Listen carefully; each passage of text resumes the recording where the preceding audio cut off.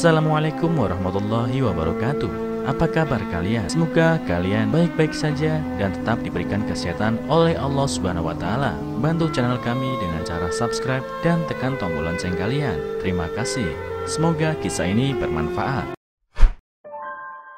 Suamiku terjatuh dan mengandalkan ventilator untuk bertahan hidup. Menantu perempuan saya bersikeras untuk menyelamatkannya. Suatu hari saya mendengar dia berbicara di telepon. Keesokan harinya saya melepas alat bantu suamiku. Setiap orang lanjut usia yang tinggal di panti jompo mempunyai cerita yang berbeda-beda. Kisah mereka berbeda-beda, namun setiap kisah sangat berkesan. Kisah ini berasal dari seorang wanita berusia 80-an tahun di panti jompo. Saya dan suami sama-sama pensiunan kader sistem kesehatan. Pensiun bulanan saya adalah 11.000 yuan, sekitar 23 juta rupiah. Dan pensiun bulanan suami saya adalah 15.000 yuan, sekitar 31 juta rupiah. Kami memiliki seorang putra dan putri. Putri sulungnya bekerja di sebuah perusahaan multinasional besar dan tinggal di luar negeri sepanjang tahun. Putra bungsu saya dulunya bekerja di sebuah perusahaan milik negara di kota. Namun perusahaan tersebut pindah ke kota lain, mengingat gajinya yang tidak tinggi, tidak ada prospek pengembangan. Menantu perempuan saya adalah tipikal wanita yang berorientasi pada karir yang tidak punya waktu untuk mengurus keluarga. Jadi putra saya mengundurkan diri dan menjadi pekerja lepas, fokus pada keluarga. Menantu perempuan saya bekerja di rumah sakit. Meski berasal dari pedesaan, namun kemampuannya sangat mumpuni. Suamiku sangat mendukung dan menghargai generasi muda yang cakap dan termotivasi, sehingga dia selalu mendorong menantu perempuan saya untuk bekerja keras dan tidak terganggu dengan pekerjaan di rumah. Menantu perempuan saya tidak mengecewakan. Dia terus mencapai hasil yang baik dan dipromosikan satu demi satu. Waktu berlalu dengan tenang dalam kehidupan yang biasa dan hangat, dan tak terasa saya dan suami saya telah berusia 80 tahun dalam sekejap mata. Saya pikir hidup harmonis ini akan berlangsung selamanya sampai hari itu tiba-tiba berakhir. Malam itu suamiku jatuh pingsan saat sedang mandi di kamar mandi. Setelah dilarikan di rumah sakit untuk perawatan darurat, dia didiagnosis mati otak. Saat ini dia hanya bisa mengandalkan ventilator dan larutan nutrisi untuk mempertahankan hidupnya.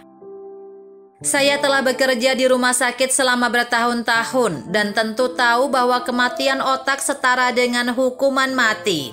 Saya sedang mempertimbangkan untuk menghentikan ventilator agar suami saya tidak lagi terbaring di ranjang rumah sakit dan menderita seperti mayat hidup. Namun menantu perempuan dan putra saya menyarankan saya untuk tidak menghentikan penggunaan ventilator, tetapi tetap melanjutkan pengobatan, berharap akan ada keajaiban. Meski saya tahu itu mustahil, saya masih punya sedikit harapan di hati saya. Pada saat yang sama, saya sedang menunggu putri kami di luar negeri untuk kembali ke Tiongkok, menemui ayahnya untuk terakhir kalinya. Jadi saya sementara tinggal di unit perawatan khusus ICU. Seminggu kemudian putri saya terbang kembali dari luar negeri. Bersama-sama kami mengunjungi suami saya yang terbaring di ranjang rumah sakit melalui jendela kaca di luar bangsal perawatan khusus. Kami kemudian pergi menemui dokter yang merawat untuk menanyakan situasinya. Dokter berkata, saat ini fungsi fisik pasien relatif baik, namun berapa lama akan bertahan masih belum pasti. Anda semua adalah dokter dan Anda juga memahami bahwa kematian otak tidak dapat diubah. Pasien akan meninggal selama organ tubuhnya tidak berfungsi. Rumah sakit dalam hal ini umumnya menyarankan agar anggota keluarga menghentikan pengobatan. Setelah kembali ke rumah, keluarga kami mendiskusikan apakah akan melanjutkan pengobatan. Putri saya menyarankan untuk tidak melanjutkan pengobatan karena tidak ada gunanya. Namun menantu perempuan dan putranya bersikeras untuk melanjutkan pengobatan. Menantu perempuan saya berkata, Bahkan jika ada satu peluang dalam 1 miliar, kita harus bersikeras untuk berobat. Masalahnya adalah saya tidak bisa membuat keputusan itu. Saat dia berkata ini, dia tidak bisa menahan tangisnya. Saya masih merasa bahwa menantu perempuan saya sangat berbakti. Suami saya tidak sia-sia mencintai menantu perempuan saya dan mendukung penuh pekerjaannya. Mengingat hal itu, saya merasa sangat sulit untuk membuat pilihan. Meski tak bisa berbuat apa-apa, kami tetap berharap keajaiban akan terjadi. Karena perbedaan pendapat di antara anggota keluarga, masalah tersebut ditunda untuk sementara waktu. Di malam hari, putra, menantu perempuan, dan putri saya semuanya menelpon saya dan tidak pulang untuk makan malam. Saya pun membuat beberapa makanan sederhana dan memakannya. Ketika saya pergi ke toilet, saya menemukan hampir tidak ada tisu toilet. Saya hanya berpikir saya akan turun ke bawah untuk bersantai, menghilangkan rasa cemas saya dan membeli tisu toilet. Saya membeli beberapa tisu toilet dan kebutuhan sehari-hari lainnya di supermarket. Ketika saya berjalan ke bagian beras dan biji-bijian, saya teringat bahwa saya tidak punya banyak beras di rumah. Lalu saya membeli sekantong kecil beras lagi. Meski tidak banyak barang, saya kehabisan nafas karena kelelahan di tengah jalan. Jadi saya pergi ke kursi di sudut taman di komunitas dan duduk untuk beristirahat. Lampu jalan yang sudah redup hanya menyinari sedikit cahaya melalui rimbunnya dedaunan.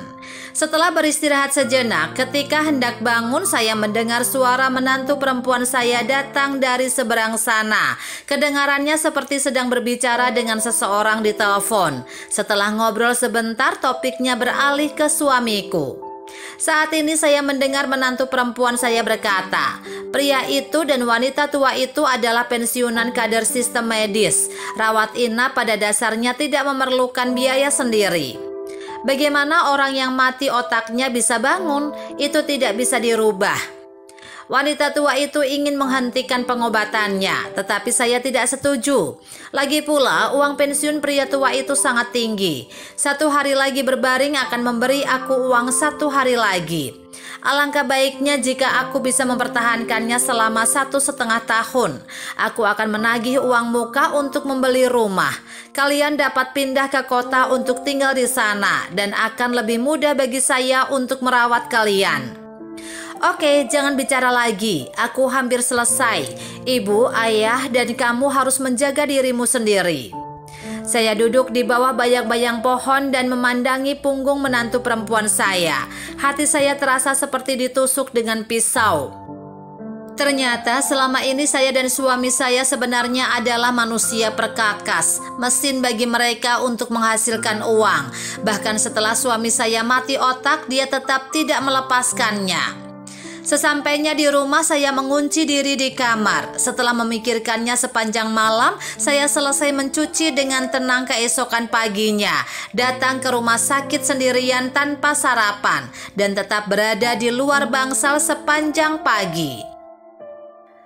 Pada siang hari, saya dengan gemetar menandatangani formulir pemberitahuan penyakit dan memberitahu dokter untuk menghentikan alat bantu pernafasan suami saya. Setelah itu saya memberitahu putra-putri dan kerabat saya. Setelah alat bantu dilepas, suami saya meninggal pada sore harinya. Setelah menyelesaikan pengaturan pemakaman, saya mengemasi barang-barang saya dan pindah ke panti jompo sendirian. Saya punya uang pensiun sendiri yang cukup untuk saya hidup. Saya tidak akan lagi menyerahkan uang pensiun saya ke tangan menantu perempuan saya. Mulai sekarang saya hanya akan hidup untuk diri saya sendiri.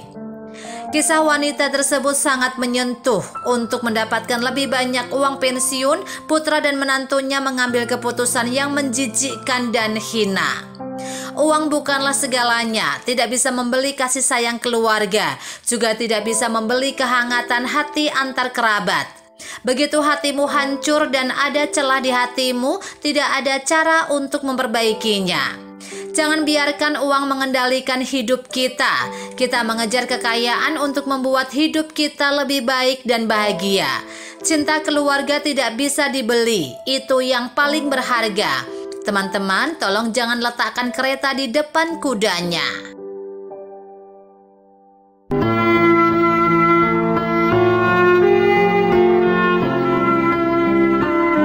Assalamualaikum warahmatullahi wabarakatuh. Apa kabar kalian? Semoga kalian baik-baik saja dan tetap diberikan kesehatan oleh Allah Subhanahu wa taala. Bantu channel kami dengan cara subscribe dan tekan tombol lonceng kalian. Terima kasih.